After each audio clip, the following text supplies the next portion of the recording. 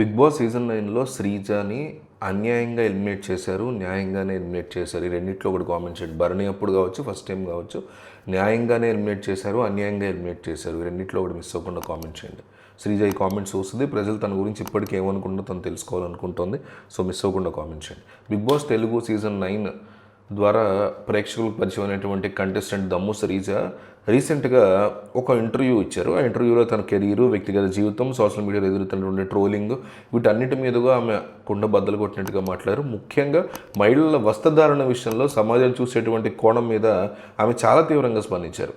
తాను పొట్టి దుస్తులు వేసుకుంటే విమర్శించే హక్కు ఎవరికీ లేదని, తాను ఏమి వేసుకోవాలి అనేది తన వ్యక్తిగత ఇష్టమని ఆమె స్పష్టం చేసిన పరిస్థితి కూడా కనిపిస్తుంది. బిగ్ బాస్ నుంచి బయటకు వచ్చిన తర్వాత తన గ్లామర్ పెరిగిందని, ఎక్స్పోజింగ్ చేస్తున్నాను వస్తున్నటువంటి విమర్శలను కూడా ఆమె ఒక్కసారిగా కొట్టిపారేశారు.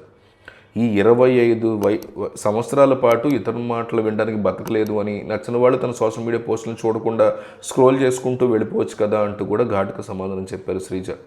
బిగ్ బాస్ ప్రయాణం గురించి మాట్లాడుతూ తాను ఒక సాఫ్ట్వేర్ ఇంజనీర్గా నెలకి 2 లక్షల రూపాయల జీతం వచ్చేదాన్ని కూడా వదులుకొని మరి తాను బిగ్ బాస్ హౌస్లోకి వచ్చానని కూడా శ్రీజ తెలిపారు. తన 7 సంవత్సరాల ఐటీ కెరీర్ని రిస్క్లో పెట్టి వెళ్ళినప్పటికీ ఆడియన్స్ ఓటింగ్ ద్వారా కాకుండా అన్యాయంగా తనను ఎలిమినేట్ చేశారు అని ఆమె ఆవేదన వ్యక్తం చేశారు. అప్పట్లో ఇదే రచ్చయింది కూడా. ఓటింగ్ పద్ధతిలో ఉంటే ఖచ్చితంగా తను టాప్ 5లో ఉండి తీరేదాన్ని అని కూడా ఆమె ఆవేదన నమ్మకం వ్యక్తం చేశారు, టాప్ 5లో ఉండేదానని. అలాగే హౌస్లో ఉన్నప్పుడు తన తండ్రి చేసేటువంటి వృత్తి గురించి, తాను హౌస్లో ఉన్నప్పుడు బయట కొంతమంది చేసేటువంటి ట్రోల్స్ గురించి కూడా మెన్షన్ చేస్తూ తన కుటుంబాన్ని ట్రోల్స్ చాలా బాధ పెట్టాయని కూడా ఆమె పేర్కొన్నారు. తన తండ్రి జీవీఎంసీలో పనిచేస్తారు అని, ఆ వృత్తి పట్ల తనకి గర్వం ఉందని, దానిని తక్కువ చేసి మాట్లాడడం సరైనటువంటి పద్ధతి కాదు అంటూ కూడా ఆమె హితవు పలికారు. తన వ్యక్తిగత జీవితము, భవిష్యత్తు గురించి ఆమె మాట్లాడుతూ తాను మద్యము, ధూమపానానికి పూర్తిగా దూరంగా ఉంటూ అని కూడా ఆమె చెప్పుకొచ్చారు. తనకి కాబోయే భర్తకు ఒకవేళ తాగుడు అలవాటు ఉంటే తాను ఒక్క క్షణం కూడా ఆలోచించకుండా ఆ బంధం నుంచి బయటకు వచ్చేస్తాను అంటూ కూడా ఆమె కుండ బద్దలు కొట్టిన పరిస్థితుంది ఇంటర్వ్యూలో. వ్యసనపరులు పెళ్లి తర్వాత మారుతారని తాను ఎట్టి పరిస్థితుల్లో నమ్మనని, తన వ్యక్తిత్వం ఎప్పుడు ఇలాగే నిక్కచ్చిగా పర్ఫెక్ట్గా ఉంటుందని కూడా ఆమె స్పష్టం చేశారు.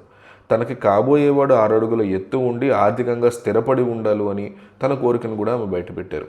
మొత్తానికి శ్రీజ తన ఇంటర్వ్యూలో ఒక మధ్యతరగతి అమ్మాయిగా తను ఎదుర్కొనేటువంటి కష్టాలని, సొంత ఇల్లు కట్టుకోవాలనేటువంటి కలల్ని కూడా ప్రేక్షకులతో పంచుకున్నారు.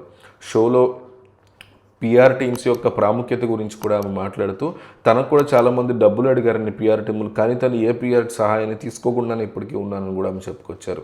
ప్రస్తుతం బిగ్ బాస్ జోడీ షోలో పాల్గొంటున్నటువంటి శ్రీజ రీసెంట్గా అందులోంచి బయటకు కూడా వచ్చేసారు. తన కెరీర్ని దీని ద్వారా బిల్డ్ చేసుకుంటారు అనుకున్నారు, కానీ బిగ్ బాస్ షోడీ నుంచి బయటకు వచ్చేసారు రీసెంట్గా చైతుతో పాటు.